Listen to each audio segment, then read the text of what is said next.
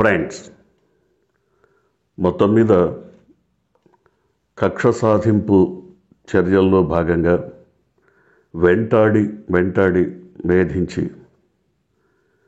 ఆఫీసర్లను, ప్రభుత్వంలో కీలకంగా బాధ్యతలు వహించినటువంటి నాయకులను ఇప్పుడున్న ఆంధ్రప్రదేశ్ ప్రభుత్వం మొత్తం మీద జైలుకు పంపటమో, పదవిల్లోంచి తొలగించటమో, ఏదో ఒక కక్ష సాధింపు చర్యతో తృప్తి పడుతోందని చెప్పుకోవాలి. తాజాగా జరిగినటువంటి 3 ఐపీఎస్ అధికారుల సస్పెన్షన్ ఈ కక్ష సాధింపు పరంపరలో భాగమే అని దాదాపుగా వార్తలు వెలువడుతున్నాయి. ముఖ్యంగా చంద్రబాబు నాయుడుని అరెస్ట్ చేయడంలో లేదా చేసిన సందర్భంగా కొంతమంది ఐపీఎస్ అధికారులు కీలక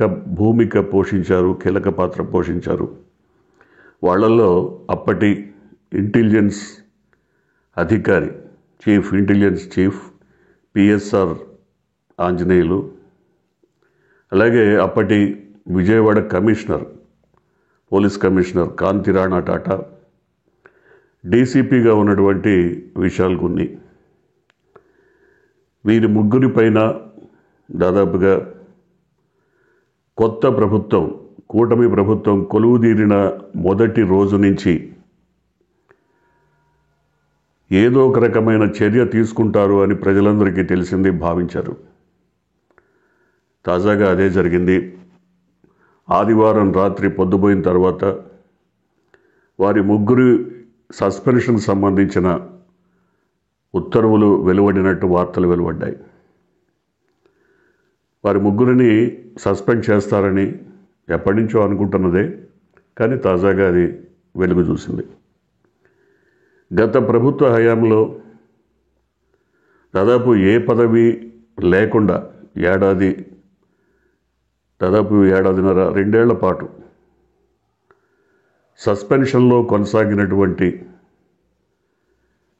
సీనియర్ ఐపీఎస్ అధికారి ఏబి వెంకటేశ్వరరావు ఈ ప్రభుత్వ హయాంలో పోలీస్ యంత్రాంగానికి సంబంధించిన అన్ని రకాల చర్యల వెనక ఆయన కీలక పాత్ర ఉందన్న అభియోగాలు వెల్లువెత్తుతున్నాయి. అంటే చంద్రబాబును అరెస్టు చేసిన విషయంలో ఈ ముగ్గురికి ప్రమేయం ఉంది అనేది ఒక వార్త అయితే, ఏబి వెంకటేశ్వరరావు కక్ష సాధింపులో భాగంగానే ఇది జరిగిందనేది మరొకటి. అసలు ఎందుకు జరిగింది, ఏ నేరం పైన, అభియోగం పైన వీరి ముగ్గురిని సస్పెండ్ చేశారు అంటే, ఒక బాలీవుడ్ నటి, బొంబాయికి చెందినటువంటి ఒక నటి కాదంబరి జత్వాని, ఆమె ఒక వైఎస్ఆర్సిపి నాయకుడికి సంబంధించినటువంటి భూ లావాదేవీల్లో ఏదో ఫోర్జరీ సంతకాలని మరొకటని జరిగినప్పుడు ఆవిడ పైన పోలీస్ కంప్లైంట్ ఇవ్వటం, ఆవిడని ముంబై నుంచి తీసుకొచ్చి అరెస్ట్ చేసి జైలుకు పంపటం, ఇట్లాంటివన్నీ జరిగినాయి. ఇదంతా జరిగి దాదాపుగా 7-8 నెలల కాలం అయిపోయింది. అంటే ఈ సంవత్సర ప్రారంభంలో ఇవన్నీ జరిగాయి.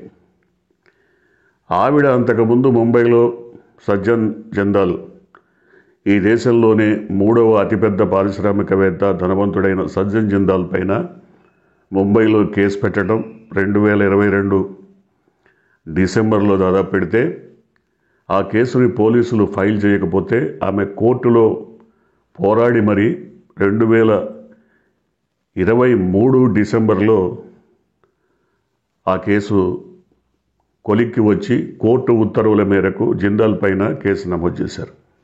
2024 ఫిబ్రవరిలో ఇబ్రహీంపట్నం పోలీస్ స్టేషన్లో, విజయవాడ పక్కన ఉన్నటువంటి ఇబ్రహీంపట్నం పోలీస్ స్టేషన్లో కుక్కల విద్యాసాగర్ అనేటువంటి పారిశ్రామికవేత్త ఆమె పైన కేసు పెట్టడం, ఆ కేసుకు సంబంధించి ఆమెను ముంబై నుంచి తీసుకొచ్చి ఆమెను ఆమె ఆమెను పోలీసులు అరెస్టును అడ్డుకున్నటువంటి ఆమె తల్లిని కూడా తీసుకొచ్చి ఇక్కడ జైల్లో బంధించడం ఇవన్నీ జరిగినట్టుగా గత నెల రోజులుగా వార్తలు వెలువడుతున్నాయి. ముఖ్యంగా ముగ్గురు పోలీస్ అధికారులను వారిపైన వేటు వేయడానికి, వారిని వెంటాడటానికి ఈ కేసు ఉపయోగపడింది అని దాదాపుగా ఈ 15 రోజుల్లో వార్తలు హల్చల్ చేస్తూనే ఉన్నాయి. ఒక పక్క వరద బాధితులతో విజయవాడ తలడిల్లిపోతుంటే, మరోపక్క జత్వానీ కేసులో రాష్ట్ర యంత్రాంగమంతా తలమునకలై ఉంది. ఆమెను ముంబై నుంచి ప్రత్యేక విమానంలో తీసుకొచ్చి ఒక ఖరీదైన హోటల్లో, నక్షత్రాల హోటల్, 5 నక్షత్రాల హోటల్లో ఆమెకు బస ఏర్పాటు చేసి ఆమె ద్వారా ఒక ఫిర్యాదు ఇప్పించి, ఈ పోలీస్ అధికారులపైన ఒక ఫిర్యాదు ఇప్పించి తద్వారా వీరిని సస్పెండ్ చేయడానికి వీలు కల్పించారు అనేది వైసీపీ చేస్తున్న అభియోగం. రాష్ట్రంలో ప్రజల బాగోగులు, ప్రజల కష్టనష్టాలు, ప్రజల సమస్యలు పట్టించుకోకుండా నాయకులను, అధికారులను వేధించి వెంటాడి కక్ష సాధింపు ధోరణిలో ముందుకెళ్తోంది ప్రభుత్వం అనేది వైసీపీ అభియోగం. దానికి సాక్ష్యాలు కూడా చెప్తోంది వైసీపీ. ఎప్పుడో టీడీపీ ఆఫీస్ మీద జరిగిన దాడికి సంబంధించి ఇప్పుడు అధికారులను వెంటాడి, నాయకులను వెంటాడి వారందరినీ ఒకరొకరిగా అరెస్టు చేస్తున్నారు. ఇప్పటికే జత్వానీ కేసుకు సంబంధించి 2 అధికారులను సస్పెండ్ చేశారు ఆల్రెడీ. వారి తర్వాత ఇప్పుడు ఉన్నత స్థాయిలో ఉన్నటువంటి 3 అధికారులను సస్పెండ్ చేశారు. అంటే మొత్తం మీద ఒక కొలిక్కి వచ్చింది కక్ష సాధింపు. ఒక కొలిక్కి ఒక 90% వాళ్ళ కసి తీరినట్టుగానే భావించాలి. ఎందుకని ఇంతగా ఈ 3 అధికారులను వేధించారన్న దానిపైన వారికి ఇప్పటికే పోస్టింగ్స్ ఇవ్వకుండా ఏఆర్లో ఉంచారు. ఇప్పటికీ వాళ్ళకి ఏ రకమైన బాధ్యతలు అప్పగించలేదు. పైగా ఇప్పుడు సస్పెండ్ చేశారు. వీరితో పాటు దాదాపు ఇంకో 15-20 మంది ఇదే రకమైనటువంటి శిక్షలకు గురవ్వబోతున్నారా అంటే అవుననే చెప్తున్నారు. అంటే ఈ ప్రభుత్వం వచ్చిన తర్వాత ఒకటే చెప్తున్నారు, తప్పు చేసిన వాళ్ళను వదిలిపెట్టను అంటూనే తప్పు చేశాడన్న అభియోగాలు మోపి కక్షలు సాధిస్తున్నారని వైసీపీ కానీ ఇతరులు కానీ భావిస్తున్నారు. అదే మేరకు ఈ రకమైన చర్యలు జరుగుతున్నాయి. ఓ పక్క ఏలేరు రిజర్వాయరు ప్రాంతంలో ముంపుకు గురై వరద బాధితులు ఆగాకారాలు చేస్తున్నారు. ఇప్పటికీ 10-12 రోజులు దాటిపోయిన విజయవాడ సింగనగర్ ప్రాంతంలో బురద నీటిలోనే ఇంకా కాలక్షేపం చేస్తున్నటువంటి పరిస్థితి. ప్రజలంతా హాహాకారాలు చేస్తున్నారు. ఇంకా అనేక రకాల లబ్ధి రాలేదని, సంక్షేమ పథకాలు అందలేదని ప్రజలు ఒక పక్క గగ్గోలు పెడుతున్నారు. వీటన్నిటినీ పక్కన పెట్టి, ప్రజా సమస్యలను పూర్తిగా పక్కన పెట్టి, ప్రజా సమస్యలను గాలి కొదిలి కక్ష సాధింపు రాజకీయాలపైనే దృష్టి సారించారనేది తాజా అభియోగం. చూడాలి.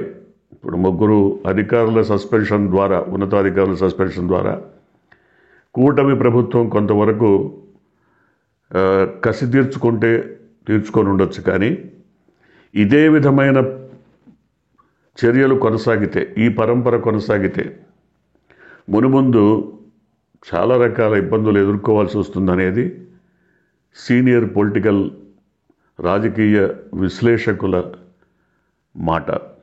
చూడాలి ఏం జరగబోతుందో. ఇప్పటికైతే తాజా పరిణామం అంతగా దిగ్భ్రాంతిపరిచి విస్మయపరిచేది కాదు. కానీ ఇది దాదాపుగా అనుకుంటున్నదే. ఒక 15-20 రోజులుగా ఈ పోలీస్ అధికారులను సస్పెండ్ చేస్తారా, డిస్మిస్ చేస్తారా? ఇప్పటికే వాళ్ళని ఏఆర్లో ఉంచారు. ఏ బాధ్యతలు అప్పగించకుండా ఖాళీగా కూర్చోబెడుతున్నారు. పైగా కూర్చోబెట్టమే కాకుండా పొద్దున్నే 10ంటికి రావాలి, సాయంత్రం 5 వరకు ఆఫీసులో కూర్చొని 5:30 తర్వాత వెళ్ళిపోవాలి. ఈ రకమైన ఉత్తర్వులు ఇచ్చారు. ఇవన్నీ జరిగాయి. ఇప్పుడు ఏం జరగబోతుంది? ఇప్పుడు తాజాగా ఈ సస్పెన్షన్ తర్వాత వీరు ఏ రకమైనటువంటి నిర్ణయాలు తీసుకుంటారు, ప్రభుత్వం ఏ రకంగా స్పందించబోతున్నది, మరి ఇంకెంతమంది పైన ఈ రకమైన సస్పెన్షన్ వేటు పడబోతోంది చూడాలి.